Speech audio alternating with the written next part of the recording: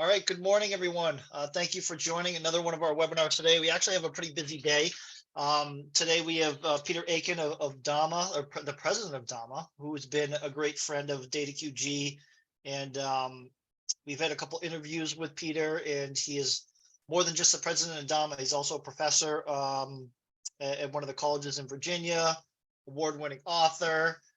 The list goes on and on. I'll let him introduce himself. But we have another roundtable today in about 2 hours with McDonald's, New Yorker, BioNTech, and Collins Aerospace. So if you guys want to jump on that one as well at noon, that would be great.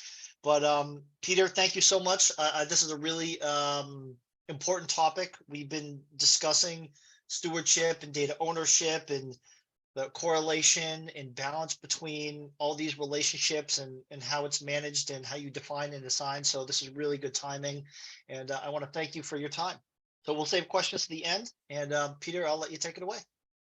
Great. Thank you, Philip. And a pleasure to join everybody today. I just want to start off with a couple of things to sort of set the ground. I took this title, Data Stewards Defining and Assigning, and put it into one of the AI artwork generators, and that's what it came up with. So clearly there's lots and lots of new stuff around this whole process on this. That's me. I'm speaking to you all from Montpelier, Virginia, where I have DSL instead of actually broadband. And so this is the amount of the video signal that I can throw on it. But just as Philip said, I'm president of DAMA International. Have my own consulting company called Anything Awesome, and I am a tenured professor at Virginia Commonwealth University in there. The main thing that I think I'm different from most of the other professors that perhaps you work with in the data space is that I go and live with companies, and I've done 9 official immersions where I'm living in Finland with Nokia for 4 years, or living with Deutsche Bank in New York City for a good 5 years, and things like that. So it puts me in an opportunity to really get some very good in-depth knowledge about how this stuff practically works. And because the AI doesn't recognize it yet, we can, I think, all agree that data stewards are, relatively speaking, a new concept for us. Just a little plug for the book. My publisher gets mad at me if I don't put that out there. So there's a special event pricing on this that'll be there for you. But let's look at what we're really going to dive into here. 3 parts. First of all, why do we need stewardship as a role? Second, what is it that they're supposed to do if you're going to put stewards in place? And 3, what about the process of assigning stewards? How does that actually work out for everybody? And then, as Philip said, we'll do a Q&A as we get through the rest of it. Let's just jump right in and see where we go. Typically, were we in person, I would ask the question, how many are starting or restarting their data governance programs? And we're finding now that a lot of organizations are needing 2 and even 3 tries to get at what they're trying to get to on this. And the reason is because they're approaching it from perhaps a engineering perspective, which is we start with the A's and work our way through to the Z's. And while that can be interesting and useful, it's definitely not helpful for everybody. So I'm a musician, not a good one, but certainly I love playing, and I'm a bass player, and that means you have to be collaborative in there, because nobody's going to invite a bass player to come bump, bump, bump at their wedding, right? It's just not very good. I am certainly not Yo-Yo Ma's caliber or anything like that, but we do recognize that musicians have to have all of this on the same piece of paper. If we are doing things and we are not able to say, here is the way in which we should do it, it's going to result in confusion around this, and also posts like this. So while this is a nice post that somebody put up there, the person who's responsible for managing your business's data, aka the one person at work you can't possibly live without, well, I'm sorry, it's good. I'd like to get us there, but quite frankly, all of our businesses have been running up to this point perfectly well, not perfectly well, but they've been running satisfactorily without the use of somebody called a data steward in here. So how does that role really fit in, and what is it that we're talking about? So let's go to the dictionary, which is always a good place to start for definitions. And the first one here that I'd like to do is of a steward. And there's 3 definitions up there, but the one I want to focus on is a person who is employed to manage another's property. That makes good sense. And notice the 2 key there, employed and something belonging to somebody else. Those are very good concepts to keep in there. Therefore, stewarding, given that definition, is managing or looking after another's property. And you can see here, Danette McGilvery, by the way, if you haven't run into her book on data quality, she's got a quite excellent second version out now around that. Manage the data assets on behalf of all stakeholders and in the best interest of the organization. And then this other one takes an enterprise perspective. Really key to this, though, have dedicated time enough to be accountable and responsible.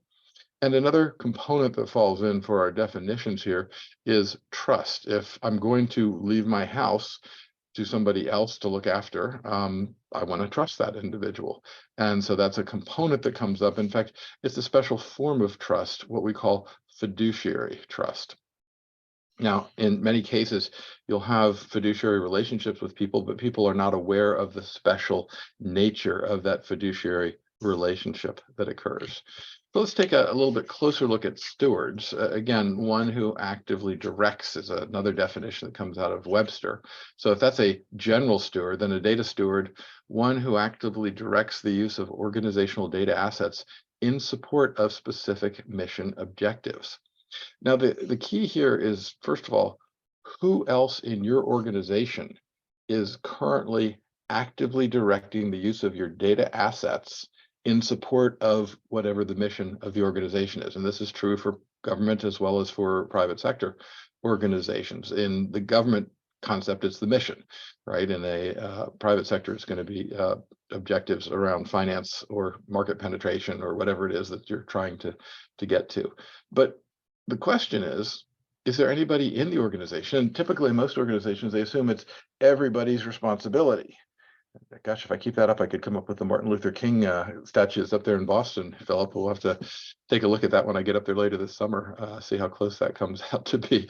But anyway, the idea is that, you know, we really do need to have somebody doing this, because up to the moment, if you're happy with the results that you have, by all means, sign off and you don't need stewards. But I'm pretty sure most of you don't fall into that category. Let's also take a look at a new Gartner role that popped out here recently. This is the roles in data analytics, and they do have a data analytics steward defined as something in that part. Notice also that's a data and analytics role. They also then talk about a business role, something called a citizen data steward. I have not seen anybody called a citizen data steward in an organization. I'm pretty sure that's not the role that they would eventually like to put out there for that. But notice also, neither of these are must-have roles according to Gartner right at the moment. They probably have some additional comments around that, around not as mature and environment and all, but look at the range of things that people are doing in data. And again, I ask you to go back and look at the definition. What are they doing on that spectrum that is there that does not that is taking the data assets and moving them in support of the organizational objectives? It's not going to be your AI and ML implementation. It's not going to be your MDM manager. It's not going to be your testing piece. Your data modelers might have a concept around that, but it's a role that we need to promote more. And that's why, of course, we're so happy that you guys are able to do these webinar services for that. Another very important concept, and I really emphasize this, is around the concept of data ownership. It is not something that we want to have. When I exchange information with a lawyer, I do not expect them to talk about data ownership of my data. And I don't expect any steward to say that they own data in the organization. All of the data belongs to the organization.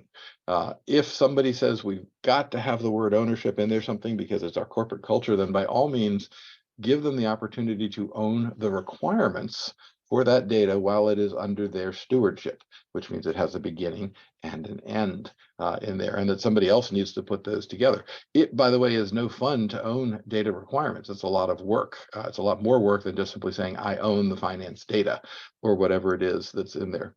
And again, just take accounting. What data would accounting own? Accounting data flows in from all parts of the organization and comes to us from a number of different places.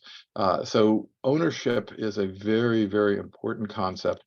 The ownership should reside at the organizational level, and the most any one individual on the business or IT can own is the requirements for that portion of the life cycle while it is under their fiduciary responsibility.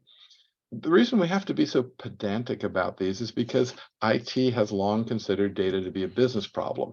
If they can plug into the server, then my job is done, right? Well, that certainly is true. On the other hand, the business thinks that IT is managing the data. What else would somebody with the title Chief Information Officer actually do? The answer is, of course, many, many, many things. The Chief Information Officer has a very broad portfolio. And if we want them to do more with data, clearly something is going to have to come off of their plate.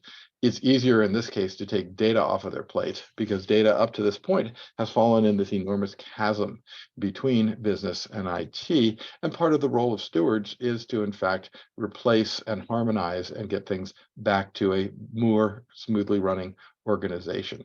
Because unfortunately, most organizations don't have a good idea of what data debt looks like.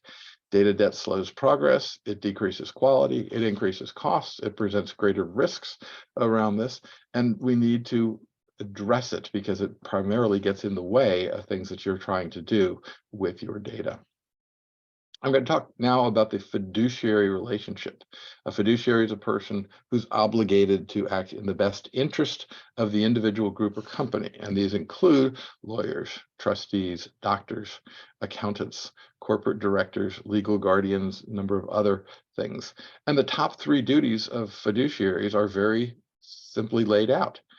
They have a duty to act in good faith. If you do not act in good faith as a fiduciary, you are violating your fiduciary responsibilities. They have a duty to care for the things that are under their control, to take good care of them. So if your lawyer is also a source of a data leak, that's going to be a problem in there. And finally, they have a duty of loyalty, that they have to act in your best interest before they do any other types of activities. Those of you that do have financial portfolios and retirement plans and things like that may want to examine the relationship that you have with your financial advisor, because in some cases they have a fiduciary relationship to you, and in some cases they absolutely do not. I prefer to work with the ones that do have a relationship there. So they have legal and ethical standards that must be adhered to, and there are severe penalties that accrue if they are not in place. Now, don't worry, we're not going to go out and beat up data stewards because they violated fiduciary responsibility, unless they violate ethical and legal standards around all of that. Another important concept here is to understand a metaphor that was developed first by Hans Christian Andersen with absolutely no idea that this applied to data as well as it does, but he had the story called The Princess on the Pea. Notice I've circled the P at the bottom of your screen there, and that P is causing the princess at the top to be sleepless. She's obviously very picky in that sense, but just in the same way, the idea that data that is of poor quality flying through our systems is going to disrupt somebody's sleep at some point, or worse still, disrupt a business process or technical outcome on this, is going to be very problematic. So doing a poor job with data means that we lock in imperfections, not just in the data, but also in the data structures themselves. And I can talk a little on that if somebody has a specific question. It restricts data benefits. It decreases organizational data leverage around us. And most importantly, accounts for between 20 and 40% of all IT budgets that are spent migrating, converting, and improving data in many different ways. Bad models, bad data, bad governance, bad stewardship, all costs everything to take longer, cost more, deliver less, and present greater risk than if we did it right in the first place to do this. Now, I'll give you an example of this. This is a very cogent example. In summer of 2020, when not many things were going well in the world, there's an article in Forbes here that I'm quoting, and it looked at American Airlines and United Airlines, both of which you can see they were valued by the market at $6 billion and $9 billion in market value. But the data in the Advantage program and the Mileage Plus program, the frequent flyer programs, was valued at tens of billions of dollars more than the airline. Well, if this was truly the case, you would have a very nice opportunity to buy, say, United Airlines for $10 billion at that point in time, and then give the airline to somebody else because they'd still have a well-functioning airline, but you could keep the 10 billion plus or so dollars worth of valuable frequent flyer data if you could only figure out how to do it. And of course, this is the problem. While it's valued at these levels, clearly management in both of these airlines is working very hard to try and come up with more value, to unlock value that they have so that they could get rewarded for having grown the company from 6 billion to, let's just say they went with the top line, $31.5 billion for United Airlines. That would make Doug over there very, very happy. And you can believe he's working on it, but they also aren't being very successful. So let's talk now about the role of strategy in this from a steward's perspective. And most people think, well, stewards and strategy, how does that work?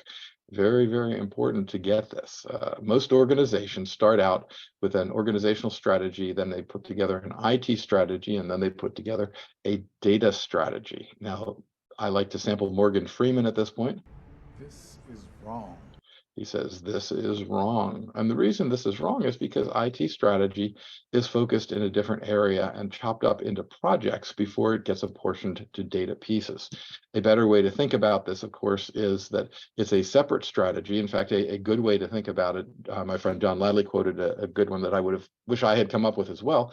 Your data strategy should be the data chapter of your organizational strategy in order to do that, because the data strategy should influence greatly the IT strategy, and the IT strategy should impact somewhat into the data strategy here. But clearly the data strategy is the bigger component, the more important component, particularly the way it's used.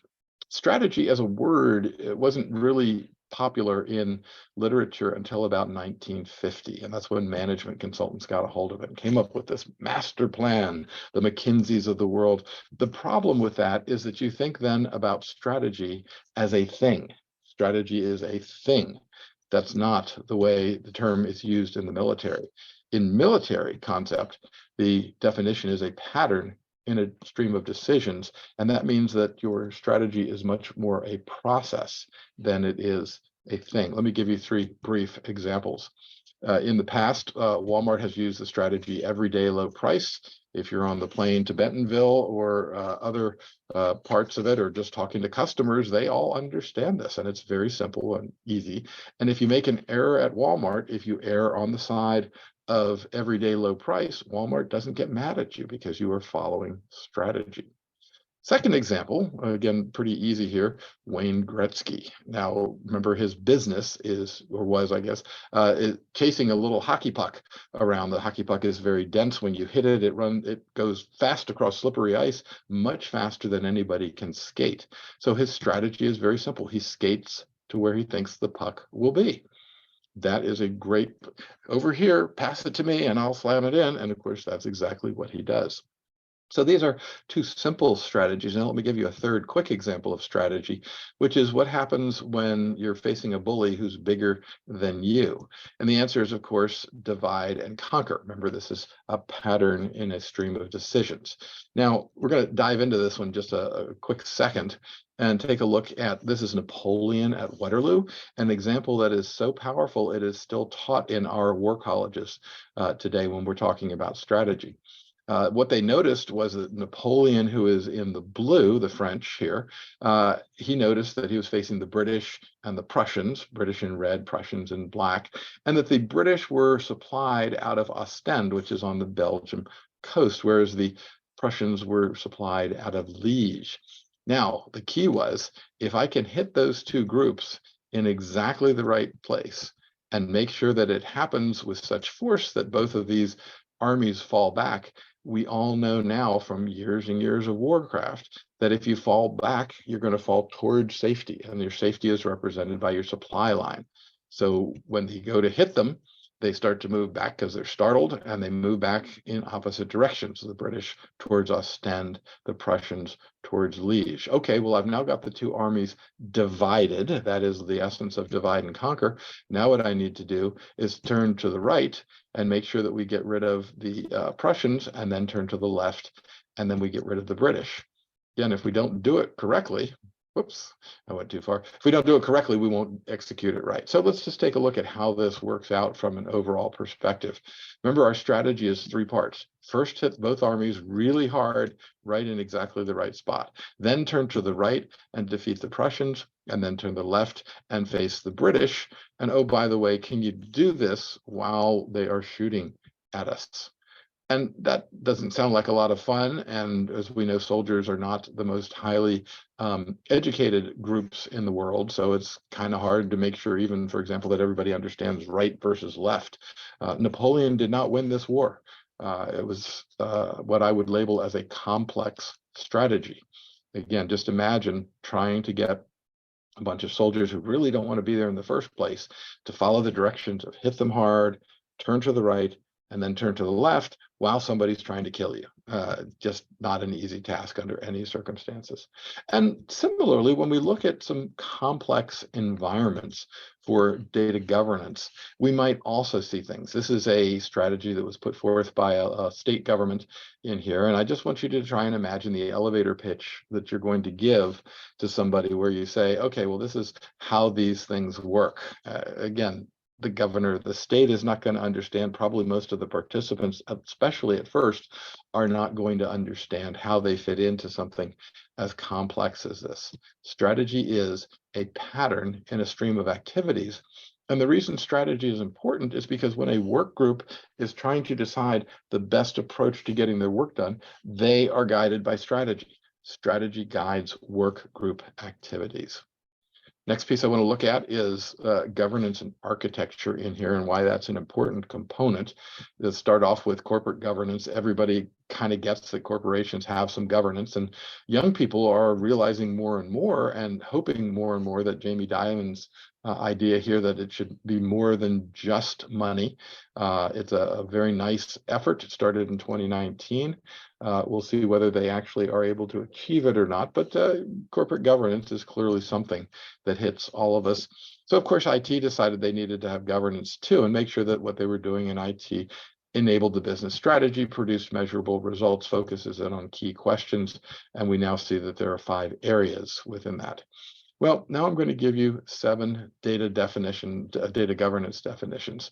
And even though these are good definitions, I just want you to imagine having to get into an elevator at some point with an executive.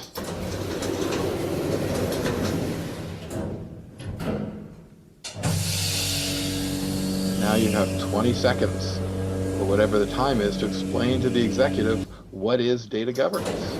And of course, if you get off at the top and have succeeded, you've done really well. But if you haven't succeeded, the outcome won't be nearly as useful in there. Now, the idea of trying to talk to them about a system of controls and things like that, it just doesn't work.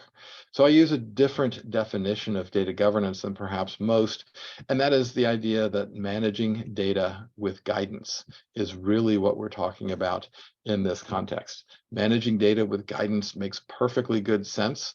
It also replaces the word governance with guidance, which is a lot more palatable to most organizations. And it begs the question, gosh, if we aren't managing our data with guidance, what are we doing?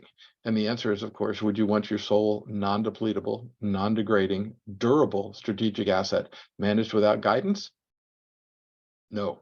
Now, as we go further up in the chain, I add one word to the definition, and that's managing data decisions with guidance. Because if you don't hit those decisions, people will continue to make decisions that impact data without understanding the qualities that go into that effect. I'll give you an example or two of that a little bit later on here. So let's take a look at what are the roles, how are strategic roles in data governance? And most of the time there's a leadership component. There are going to be some subject matter experts, everybody else, and a new category that we've introduced in the last 20 years called a data steward. What are they? They're data trustees. They're responsible for the glossary, the data dictionary, and the catalog, but it's a little bit more complex than that. And of course, notice I also put IT in there. IT we can't do without. So they provide the backbone and the foundation for all of this. Most organizations tend to draw a line, a circle around the leadership and stewards that are involved in there. And then we can say leadership is responsible for making sure that we have inputs, the right resources in order to do this, the authorization. They're going to get some feedback. They're going to make some decisions about data, and they're going to ask the steward to go in and implement that, which means we need the stewards to have some action occur in the rest of the organization. We need something different. We can't have the same thing over and over again, because that's produce the results that we currently have. So there's a little bit more feedback and guidance in here, but you can see stewards are the main way we get work done through the entire process. And the reason stewards have to understand architecture is because, first of all, architecture at the top level is very simple. It's about things, what those things do, and how those things interact. Now, if we don't know what those are, then we have no ability to leverage the architecture that exists. So it's critically important that stewards understand data architecture as an enabling category. Again, from a data architecture, if nothing else, just call it, we're using the same vocabulary in order to do this. Because if we don't use the same vocabulary, we have, of course, the Tower of Babel. Now, understanding as in an architecture means that we're really trying to get shared understanding by the business, by the technical users that are involved in this, and by the systems that are involved in this. If we don't have that shared understanding, we will have a mess, just as the Tower of Babel users had a mess when they all of a sudden couldn't speak the same language that they were speaking. Bible story for those of you that aren't familiar with that. It's interesting. The younger the crowds, the more they're actually going, oh, Tower of Babel, that sounds like a great story. The other thing is your architecture exists. One of the funny pieces is that I get asked a lot of times, hey, can you come build us an architecture? The answer is you have one. But if it's not documented, it can't be understood. And if it's not documented, it can't be useful to the organization. So, of course, the same thing is true of data architectures in there. So I've covered, again, stewards, what's the role of strategy and what's the role of architecture in there? Stewards are employed to apply strategic concepts to the data architecture, the tool that they have in order to do this. Prior to the introduction of stewards, we did not have anybody doing this function. It was just sort of supposed to happen. So let's see, what are they supposed to do? And we already talked about the mining on this in here. Again, reference instead this fiduciary concept, the fiduciary relationship. And as I said before, they can own the data definitions, the data requirements that are in there. Sorry, I ended up with a slide in here twice. There we go. That's what I really wanted to hit. The key here, again, is that the data to be transformed into information means that we are overly dependent on human beings, wetware, knowledge workers, informal communications. I have another talk where I talk about organizational data literacy. And the idea is we want to keep these green people in the middle doing the work at their highest and best time. Because if I don't have support for the way the organization better uses its data, then one might ask the question, what are we doing? So especially at first, make sure that the stewards are all focused in a singular direction around this. We have a lot of data governance frameworks. It's a system of organizing the analyses, the project data, getting priorities out of it and assessing progress. For example, in a house, you wouldn't put up the walls if the foundation hadn't passed an inspection. The foundation is not right, we don't want to be building walls. But then once we do have the permission to do the walls, we should put the roof on as soon as possible in order to get things in shape and be able to protect the workers on the inside from inclement weather, et cetera, et cetera. That's the utility of a framework. And here is a framework for data stewardship. It comes out of a training journal. I've got the reference for you down there. But it is a case of developing some personal mastery, maybe not a personalized vision, but at least a vision of how your role is within the organization. That there needs to be some mentoring components in here in order to do it. Getting diversity of thought into the process, coming up with a shared vision, looking at risk-taking and experimentation as permissible within the guidelines that you have on there. That we look at vulnerability and also maturity in the overall process, raising awareness or evangelizing, and then finally, yes, stewards are responsible for delivering results. So let's look at a framework for data stewardship then, and that's the idea that you're going to have a series of organizational data challenges. They're going to come to your data governance group, and the first thing the data governance group does is a sort of triage around it. Do I fix it now or do I fix it later, given the strategic priorities that the organization has at the moment? If we're going to put them in a bucket and come back and address them at some point in time, that's great, and we have a mechanism for doing that. If however, we're going to actually address them now, we've determined that they are sufficiently important to implement such that strategy can be more helpful rather than less helpful. On this, we drab them into our stewardship engine, which looks at regulation and policy within there and look at a series of proactive versus reactive steps. Again, many organizations think that governance is about making sure that you've got some good definitions, and those definitions are wonderful. But if your definitions are wonderful and the data underlying it is still rubbish, that's going to be a problem. So you're going to have to spend some time reacting as well as being proactive around both of these components on here. Then still, we're going to have some value that's monetary and non-monetary. Organizations love monetary values, but even the non-monetary values can be important. And over time, you want to increase the value of that as it grows over, as your team gets better and better at what it's trying to do. Another useful metaphor for the stewardship is one that I call the firehouse metaphor. Now, everybody knows about their local firehouse. Sometimes I have a volunteer one here. Remember, I live way out in the country here, and the volunteers go in there and they spend some time, and it's not all fire. That said, each fire is going to present a unique set of challenges. I love to use MacGyver. Harmless. If you haven't seen a MacGyver episode, he's the guy that can defuse a nuclear bomb with duct tape. Just a marvelous character in here. And a lot of our data problems are going to be that way as well. But the overall process is that we don't spend all of our time in the firehouse waiting for fires. In fact, firemen go out and do education, battery replacement programs, smoke detector awareness.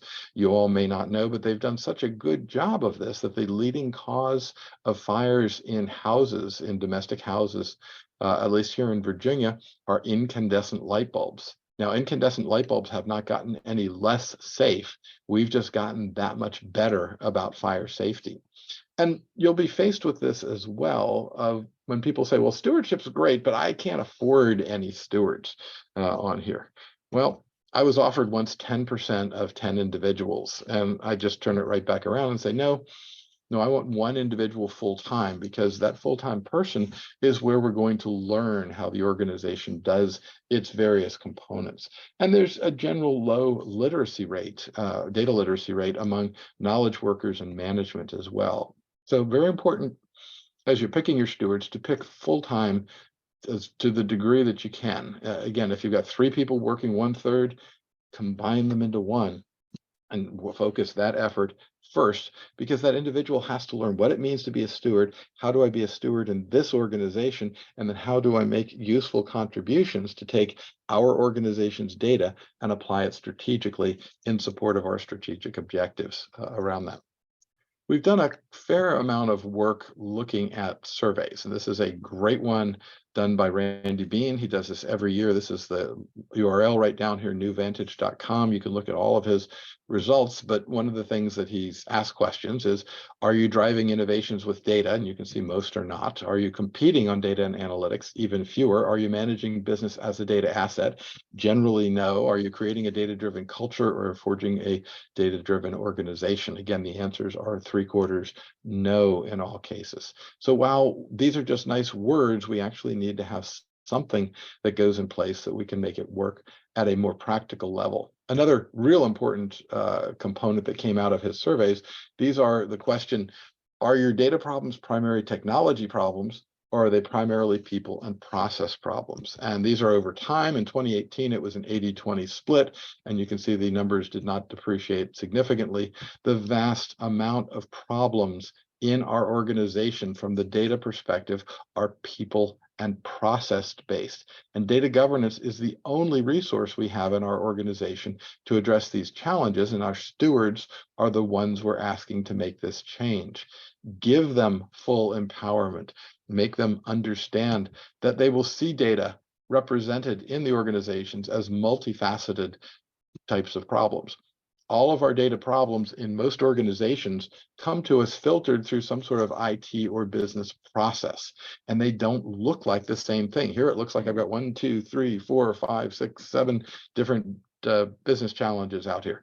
Well, guess what? When you connect the dots, you find out that they all have the same root cause at the core on this. And the only way we're going to get better about it is by establishing a team that has specialized skills that don't exist currently in your organization, and creating repeatable practices around this so that they can solve the one problem at the center that solves all of those 9 problems at the end.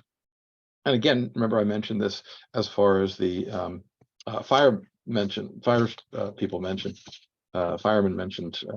components here, and that's the idea that they do not spend all their time just waiting for fires. They are proactively looking for things to address at a much higher level of organizational awareness.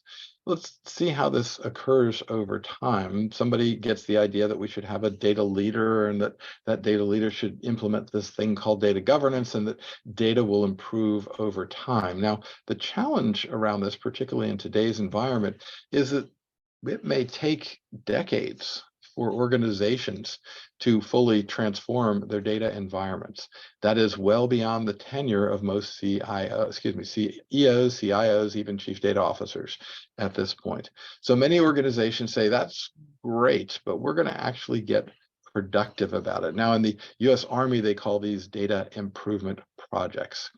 You can call them whatever it is that you want, but you can see we've put some wheels on the snail, and we are now going in and directly trying to address some of these categories. Our stewards are our best qualified people there, and with increased use of stewards, we'll get better feedback. We'll also be able to implement the 4 quadrant diagrams that I gave you a while ago, and we'll start to do something that we data people are pretty good about, which is celebrating we got some good data things that happened.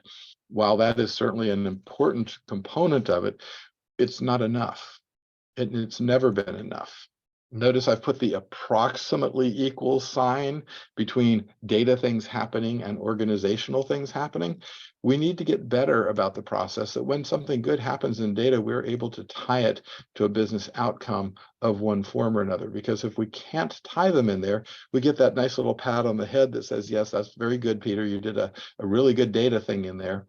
On the other hand, if I bring you, and this is a claim I fully back up, I've managed to help organizations unlock more than $1.5 billion over a 35-year career. Now, that's a non-trivial amount of money that's in there, and that's because we've focused on this exact link between data things happening and organizational things happening.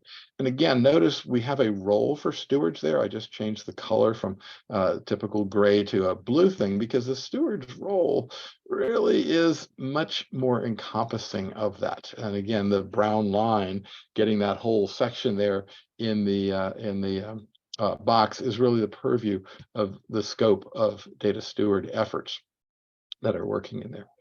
All right, so we've looked at what are challenges that arise from data debt.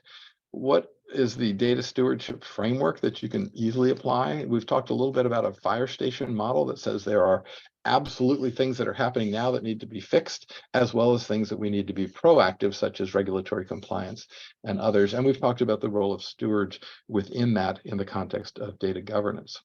Now, when we go to assigning data stewards, there are a lot of different options. Here is just one specific group that says, gosh, if the data source is here, the steward is here. And this was clearly set up as some sort of a map for a well-developed organizational data stewardship program that can now start to achieve some results. This is not how you're going to start out at the first month, though. In fact, I would wait probably 3 years before trying an aspect of this. Again, my wonderful colleague, David Lotion, has written a very good book here talking about data stewards that I do recommend, but he also gives you lots of different types of data stewards. Don't start out with this. Do not. This is something for your phase 2 as you're starting to mature. Because of course, if you start out by pre-specifying data stewards, business type, project type, technical type, domain type, et cetera, the next thing you're going to need is an auditor and then a manager to make sure that they manage all the rest of these. I said David Lotion, I'm sorry, it was David Plotkin who wrote this book. Very, very good book, but use this really as a negative example. And let's just get people comfortable with the idea of what is a steward. And a steward is this idea where there is something they should do within their scope to improve the organization's value, and that they should improve data's use at achieving the organizational objectives. The most common problem that I find with working with well over 250 organizations in the last 35 years is that the organizational strategy is actually terrible. They'll say they're measuring things that can't be measured, and that's really a problem. So oftentimes we need to go back up and rethink this. You'll also see that people are going to try to say we should advocate and increase the scope of data-centric practices and ensure effective and efficient pieces. I find most are not doing these. It is very difficult to do this. Concentrate on the first two, and then look at bringing on additional capabilities when you have it. But if somebody said, this is where we're going to be, and in 5 years, all of our data is going to be perfect, I don't think most organizations achieve that. It's really much more the case that too many organizations can say, all of our data is of unknown quality. Well, keep moving that and I'll end up in jail with the bars there, right? Is the way that one works. See, organizationally, what you're perceived as externally and by your business partners, as well as your customers, is that you have some sort of organizational data machine. And anything that goes in is data, and anything that comes out is going to be data as well. So we have an opportunity here. We could manage everything with data stewards. And if we did, we would probably be erring on the side of too much, requiring expensive and slow performing bureaucracy. But if we do too little, which is likely closer to where most organizations are, you miss opportunities. So the question for stewards is, how do I determine how much that I should do? And it turns out that interoperability is that primary value determinant. Once we have interoperability in here, we can now start to say all outputs are data, and that we know this much of our data. Now, remember back a couple of slides ago, I said that much of your data falls into this redundant, obsolete, and trivial category. 80% actually falls into that. So in some organizations, this might be get the known data and get rid of the unknown data, and we'll make the entire effort pay for itself because it'll reduce our cloud storage bill on this. Stewards are going to try and increase their knowledge, again, as well as decreasing the pile of non-valued data. In fact, if we can get to the point where we really reduce this, things will happen at a much faster clip, because we won't have to look for answers. We will know what the correct piles of data are and how people are supposed to use them given this. This is a branch of systems thinking. If you haven't been exposed to it, there's a wonderful definition here by Friedhof Capra. I'm so sorry, I went by too fast. Let me go back on that. And the idea is that we can't see the forest for the trees. Well, that's too much focus on too many minutiae. On the other hand, if we come back out and simply say it's a bunch of woods, that's not going to be helpful either. So there's a balance of being able to say, where do these things occur and how should they work? Given that, then, we've already talked about organizational strategy coming in and saying that will guide our data strategy. Again, John Lavley's words, right? The data strategy is the data chapter of the organizational strategy. I don't find most organizations do that, but that's a really good place to put it. Wrote a whole book on it, but I missed that one little insight on that.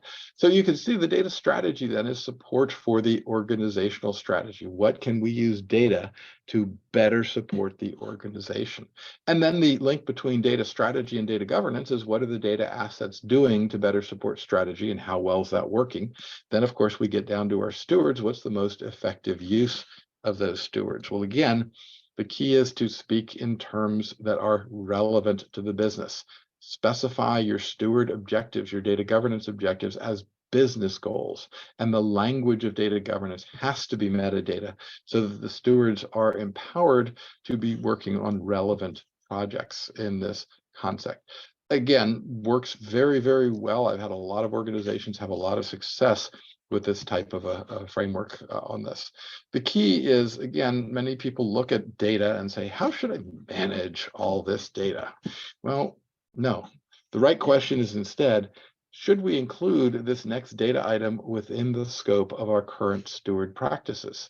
If not, if I don't have capacity, if it's not a material data item, or it's not something that supports strategy, we probably shouldn't, or at least postpone it until a later decision. Either way that you come up with for the answer on this, document what's going on. Using things like the wonderful Microsoft 360 Office Cloud, you can actually keep your minutes right there and any working papers, and it just does a very, very good support for all of these types of activities without having to purchase any data governance or steward supporting software. I would always recommend you try this because everybody has some Microsoft components that are there, just as if you're building your first master data management initiative. Try it in SQL Server and do it yourself rather than hiring somebody or buying a package that costs 6 or 7 figures in order to do this. And the reason this is important is because many organizations have put together things that happen. So here's a query that ran 30 billion times a day for one of the groups that I worked for. And I want you to think about what has to happen in order to do that. I call this a good tasting data sandwich. And the idea is, of course, that we have relatively uneven amounts of data literacy, data supply, and data standards use within this organization. So a steward should be looking at trying to make these things more concrete, more applicable, and most importantly, so that they will all work well together. That is our wonderful data sandwich here, and this can't happen without investments in engineering and architecture. In fact, I had to go all the way to India on one of my wonderful travels to find a Deming quote that was hanging above the cash register at a tea farm that I stopped off in for a refreshment stop in my travels in India. And it had, quality engineering and architecture work products do not happen accidentally. I know that is absolutely astounding to some of you, but it's actually pretty important, pretty substantial. And of course, if we add the word data in here as well, we understand that this also happens because data cannot be considered as a project. As a durable asset, it has a life useful more than 1 year. So while we may have reasonable project deliverables from an agile perspective that go in terms of 2-week sprints and things like that, data evolution, as I said before, is measured in years because it is not typically created. It comes to us, we have it. Again, another thing about being 35 years in this environment is I can go back and visit customers that I worked with 30 years ago, and guess what? They are all still managing the same type of data that they were managing 30 years ago. The data pieces tend not to change.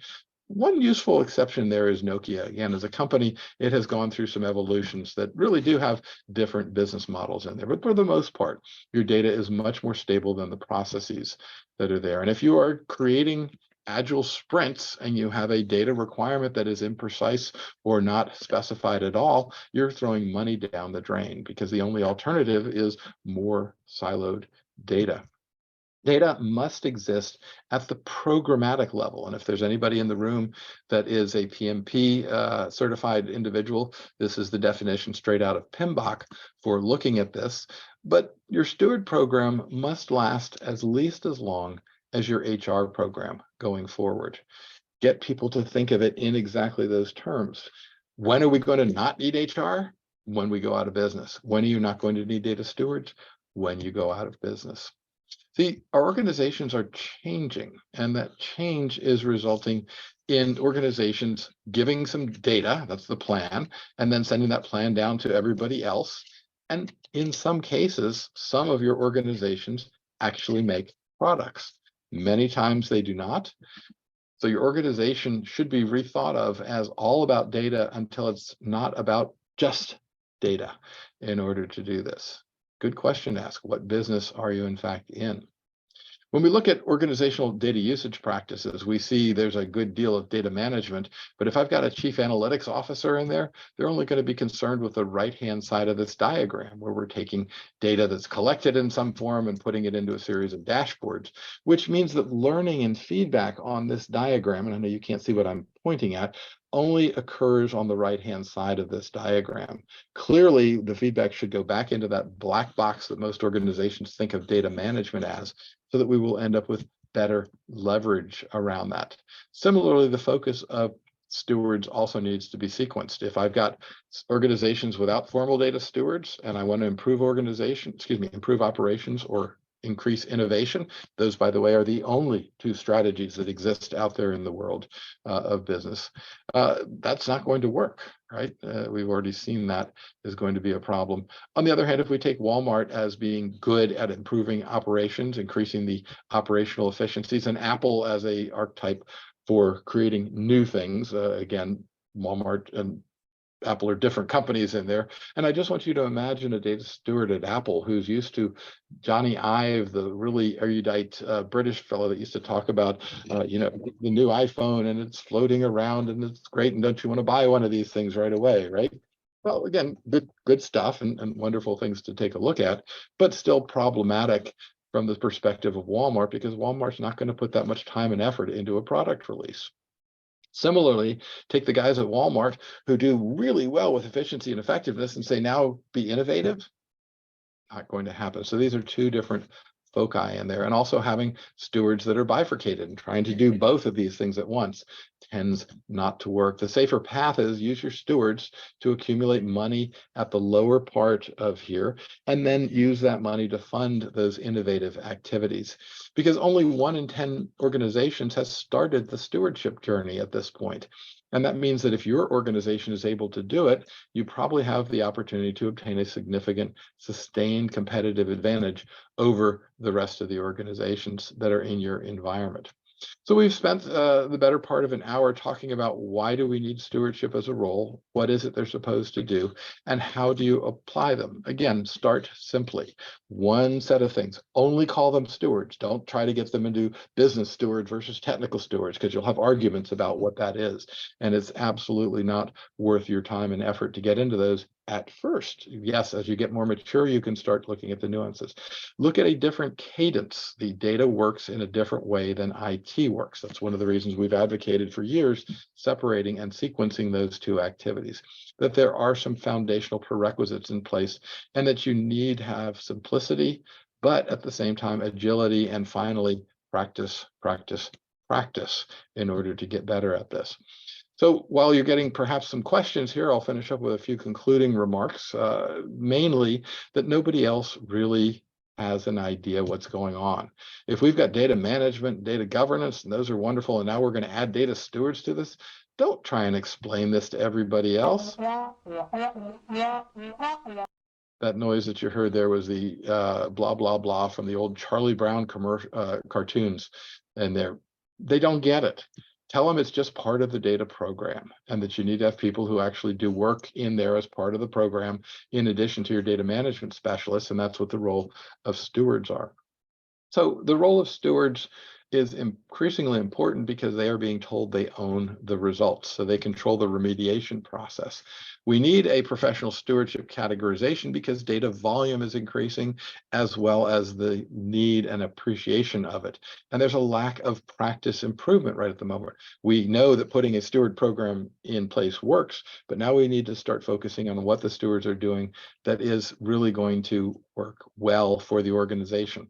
I always say that data governance is a bespoke type of fit for organizations in order to do this, and it must conform to the organizational constraints as the stewards must conform. So there is no one best way. Just because your competitors across the street did it this way does not mean that's the way that you should be able to do it. And finally, these stewards have to be visioned by the data strategy or the organizational strategy in there. If they're not driven by that vision, if they're driven by algorithms or other types of results, they're focusing on the wrong problem. And that they need to direct the application of data management resources in a way that helps the organization achieve its strategic objectives, speaking the language of metadata. In other words, using as much as possible terms that are understandable by the systems, by the business users, and by the technical users. Having all three of those wrapped together is very, very critical. And finally, these should drive various process improvements that are coming up in the future, so that you can jump over some of these things and get to the end result that you're trying to do. So again, I've spent about an hour doing this. Philip said we might have a little bit of time for some questions, so I'll certainly open it back up and let folks jump in on that. Philip, thanks for the opportunity. Oh, no problem. I love the deck, and I think the AI did a great job of helping you format it. Seriously, it was very intuitive. And I mean, 10:57, you're spot on with an hour. So that's great. The 92% was baffling. I mean, not surprising, but when you talked about, when people said, what's the biggest problem? People, process, or technology, and people are in that 92%. And I feel like that's what we're really discussing in the community as And that's well. what you've devoted your organization to. I mean, really, you guys are. Yep, people. So one question was, what are some best practices when onboarding new business data stewards? How do you convince them to dedicate time if they're part-time? And we actually had a roundtable around incentivizing data owners or business data stewards, or whatever you might want to call it. But what are some best practices that you've seen for getting those people engaged from the initial engagement? If The you're really not hiring them full-time as an employee. Right. So what are the roles of the stewards then within the organization? So most people in organizations don't sit around and think, how am I doing this and how does this affect things strategically? We need to make sure the stewards really get that becomes a priority. So I realize that it's not possible for most organizations to have a role of dedicated stewardship, although more and more of them are, and that it's becoming what's considered to be a best practice. Because if you have that stewardship knowledge diffused out there in the organization, it's harder to harness it and make it an asset. Learning stewardship capabilities in an organization is now considered to be best practices in order to do that. So bring them on. Don't tell them that there are different types of stewards yet. Don't show them David Lotion's book or that slide. Mm-hmm. You mentioned even business versus technical, right? Even that sounds easy, but can be very, very confusing for organizations. So just say somebody in the finance organization is responsible for shepherding the money of the organization while it's not currently in use. The data people are doing exactly the same thing, and get them to focus on that one aspect of it. Get good at that. And then maybe a year or two down the road, when you say, hey, your role really is, and your skill set is really showing that you could be a very useful as a technical data steward. And then you can start to introduce these these nuanced pieces in here. But I've seen so many organizations that try to come in, they've read David's book. Again, it's a great book, but they come in and they say, great, now we're going to have all of these steward types, and I'm going to pre-specify what they are. And so consequently, somebody walks in and says, well, I'm an operational data steward. What do I do versus a domain data steward? Again, very, very confusing for people as they get started. So definitely avoid the qualification in there. Let's concentrate just on data stewards. And what is your goal? You have the assets of the organization that are data related, and you are taking them and making them more suitable for use by the organization in support of strategy. Would you even potentially recommend not even putting a title to it, period? And just saying, hey, let's work on this business function that's related to data that's going to help your line of business, and obviously help the data governance team as well? Well, as you said, that could be a role, and depending on what the appetite is for the organization. If the organization has had a bad experience with stewards, and again, a fairly big bank that I worked with had done exactly this, where they had specified n number types of them, and there were bunches of them, and they really were tripping over each other. They couldn't figure out how to do that. So yeah, let's just start easy. Add things one at a time. Think of it like cooking, right? You've got your basic piece there. We're going to add one new ingredient and put a little bit of lemon in this time and see how it goes over with the audience, the patrons, whatever it is we're trying to do. Got it. No, really good information. And I think it's in line with the conversations that we've been having. Keep it non-academic, start slow, bring people in slow. We've been talking a lot about internal communities within companies, and then building these data literacy programs through community building and knowledge sharing. I guess what is some of your best practices or experience with building a data steward community within a company? Exactly what you said, although I'll go back to my sort of closing piece. I wouldn't call it a data steward community. I would call it a data community. And that way people can be coming into that community, and as that community meets month after month, again, regular repeated meetings, so that you'll get people who'll say, had this thing, and I really wanted to bring this in here and share this to the group, whatever that thing happens to be, the issue or whatever it is in there, but that there's a regular cadence to these meetings, that there's a regular group of people. When people have questions about data security, they know who to go talk to. Well, now we have questions about data, and we can go talk to the group that's there. And that group would be composed of certainly governance professionals, certainly business professionals that are in there that are your key users. Again, go back to my 4 quadrants chart a couple of slides back on that. That's a really good way to get those people together to focus on these things, and then just start growing your program and having it mature over time. Got it. Anyone in the audience have a question for Peter before we wrap up? Looks like we have a quiet group, but this has been great, and it's been a great precursor for the conversations that we've been having, and I think it's going to bring to light a lot of unanswered questions that people are having in their approach. It's a tough one, right? Every company's doing it differently, and getting full-time stewards is difficult, and some people prefer having them part-time. So I think it's one of those models where it depends, right? All right. Well, I wish you guys a successful rest of day events. I know that you're doing some really good work up there, Philip. Please keep it up, and I look forward to meeting you in person when I get up to Boston in May. All right. Thank you so much, Peter. Have a great day. So, cheers, everybody.